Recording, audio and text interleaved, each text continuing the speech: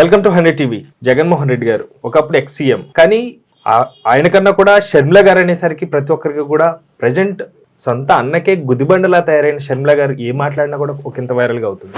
అయితే ఇప్పుడు ఆవిడ ఒక లేఖ రాసినట్టుగా, అది కూడా కూటమి ప్రభుత్వంలో ఉన్న సీఎం చంద్రబాబు నాయుడు గారికి ప్రస్తుతం అది వైరల్ అవుతుంది. అయితే ఆ లేఖకి సంబంధించిన వివరాలు ఏంటో మనతో మాట్లాడడానికి political and cine journalist Jagdev గారు ఉన్నారు. సార్తో మాట్లాడదాం. నమస్తే అండి. నమస్తే. ప్రస్తుతం ఏదైతే షర్మిల గారు ఒక లేఖ రాశారన్నట్టుగా, అది చంద్రబాబు నాయుడు గారికి డైరెక్ట్ గా ఏదో ఉద్దేశించి రాశారన్నట్టు మనం వింటూ ఉన్నాం. అసలు దానికి సంబంధించిన వార్తలు, వివరాలు ఏంటి? షర్మిల గారు బాబు గారికి లేఖ రాసే విషయంలో ఒక రాజకీయ విపక్ష నేతగా మాత్రం రాశారు ఆవిడ. అంటే ఎప్పుడైనా సరే రాజకీయాలు హుందాగా ఉండాలి. రాజకీయాలు హుందాగా ఉండే విషయంలో షర్మిల గారికి కొంత క్లారిటీ ఉంది, కానీ మీరు అన్నట్టు జగన్మోహన్ రెడ్డి గారికి క్లారిటీ ఉందో తెలియదు, కానీ ఆయన టీంకి మాత్రం లేదు.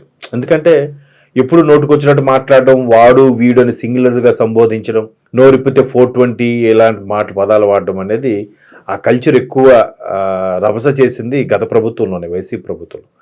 అయితే ఇప్పుడు ముందు కూడా చెప్పారు, ఏదైతే ప్రభుత్వం గెలుచుకున్నారో మీకు శుభాకాంక్షలు చెప్తున్నాం, అంటే ప్రజలు మీకు పట్టం కట్టారు, ఆ నమ్మకాన్ని నిలబెట్టుకోండి. 6 నెలలు వ్యవధిస్తున్నాం. 6 నెలల తర్వాత ఏదైతే సూపర్ 6 అనౌన్స్ చేశారో, ఏదైతే కొన్ని పథకాలు అనౌన్స్ చేశారో, అలాగే గత వైసీపీ ప్రభుత్వంలోని కొన్ని సంబంధించిన పథకాలు కంటిన్యూ చేస్తూ పేర్లు మార్చి కంటిన్యూ చేసేలాగా ఉన్నదో వాటన్నిటికీ మేము 6 నెలల వరకు టైం ఇస్తాం. అప్పటికి కంటిన్యూ అవ్వకపోతే, అప్పటికి ఒకవేళ మీరు అమలు పరచలేకపోతే ఖచ్చితంగా ప్రశ్నిస్తాం ఒక విపక్షంగా అన్నట్టుగా చెప్పారు ఆవిడ. సో ఇప్పుడు ఈ విధంగా ఆవిడ ఎప్పటికప్పుడు స్పందిస్తూ మాట్లాడుతున్న నేపథ్యంలో ఏదైతే లేఖ రాశారో ఒక్కసారిగా అందరి కాన్సన్ట్రేషన్ అటే వెళ్ళింది.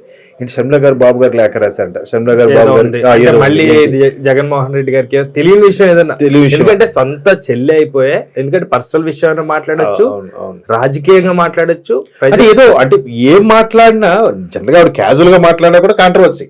ఎందుకంటే రీసెంట్ గా జగన్మోహన్ రెడ్డి గారు కూడా ఒక మాట మాట్లాడడం జరిగింది. చెల్లి నీకు అన్యాయం చేశానా, నీ ఆస్తి నేను లాక్కున్నానంటూ కూడా కొన్ని వ్యాఖ్యలు చేసినట్టుగా నేను వార్త చదివాను. వాస్తవం లేదు తెలియదు. లేదు, ఆ వ్యాఖ్యలు చేయలేదు నాకు తెలిసి.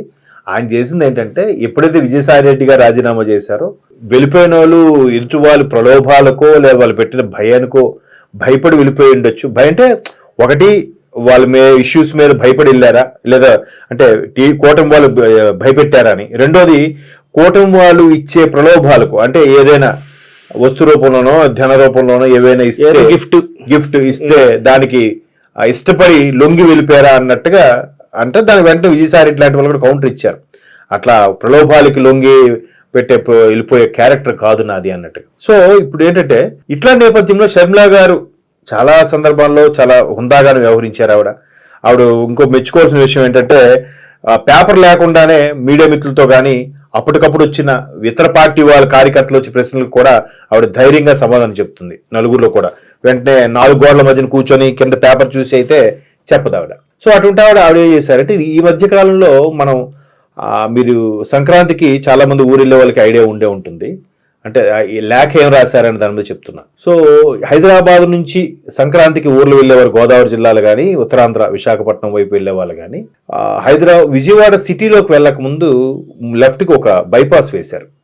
సో ఆ బైపాస్కి ఏదైతే ఉందో అది వేయడం నిజంగా సిటీలోకి వెళ్లకుండా, బైపాస్ కూడా 1 వే అయిపోయింది, రెండో వైపు వే ఇంకా పూర్తి అవ్వాలి, కొంత దూరం కొంచెం ఉంది, ఇబ్బందిగా ఉంది. అయిపోతే కనుక సూపర్గా ఉంటుంది అనే దీనిలో అందరూ అభిప్రాయపడినట్టుగానే కూటమి ప్రభుత్వం వచ్చాక అది ఫుల్ఫిల్ అయింది. సో ఇప్పుడు దానికి దివంగత నేత కాపు సామాజికంలో ఒక నిజంగా కాపు సామాజికవేత్తలో అతనికి వచ్చిన పేరు ప్రఖ్యాతులు ఇంకా ఎవరికి రాలేదు. అటువంటి మన దాని పేరేంటి, వంగవీటి మోహన్ రంగ గారి పేరు పెట్టాలని ఆవిడ సూచించారు. అంటే రిక్వెస్ట్ చేశారు, అవసరమైతే కేంద్రం నేషనల్ హైవేస్ అన్ని కూడా, national highway authority of India కదా NHA, అంటే సెంట్రల్ పరిధిలో ఉంటాయి కాబట్టి అవసరమైతే వాళ్ళ అనుమతి తీసుకొని వంగవీటి మోహన్ రంగ పేరు పెట్టాలని సూచించారు ఆవిడ.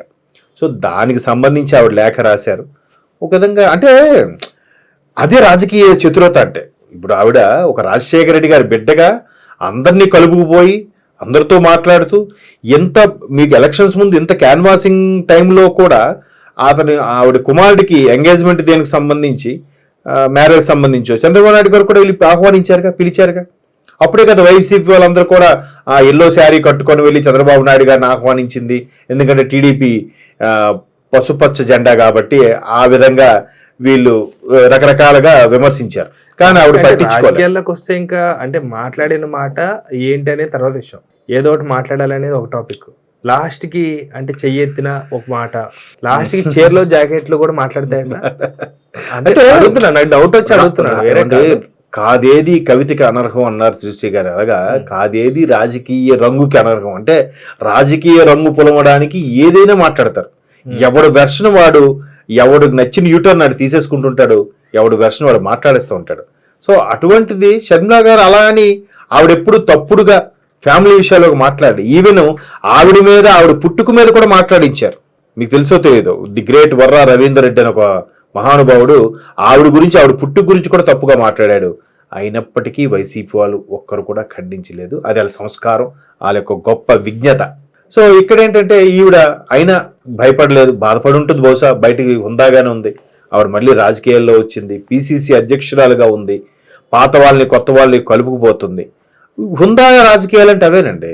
ఇప్పుడు బాబు గారు ఇలా పెట్టండి అంటే ఎంత బాగుంది అది, తప్పకుండానమ్మా మేము ఆలోచిస్తాం. లేదా ప్రభుత్వ పరిశీలనలో ఒక పేరు ఉందనుకోండి, ఆ పేరు పెడతారు. పరిశీలన లేదు అనుకోండి, ఈ ఎలాగ సజెస్ట్ చేసింది కాబట్టి ఇలాగ విజయవాడ అంటేనే ఒక కాపు సామాజిక వర్గాన్ని, అందులో వంగవీటి గారి పేరు అని తెలియని వాళ్ళు ఉండరు.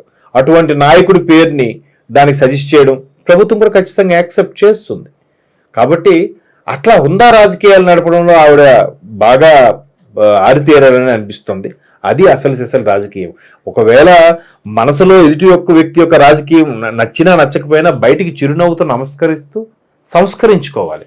అంతేగాని ఆవిడతో ముఖం తిప్పేసి పక్కోడితో ఆడికి బూతులు తిట్టించేసి ఆడి పెళ్ళాన్ని, ఆడి తల్లిని ఎవరిని వదలకుండా ఆడబిడ్డలు కూడా అవమానించేసేలాగా చేయడం అనేది కుసంస్కారమైన రాజకీయం. అది గత ప్రభుత్వంలో తెరలేపారు. మరి అది ఇప్పటికైనా షర్మిలా లాంటి వారు హుందాగా చేయడం వల్ల దానికి కాస్త బ్రేక్ వేసినట్టుగా అనిపిస్తుంది. Thank you sir, thank you so much, thank you viewers, bye.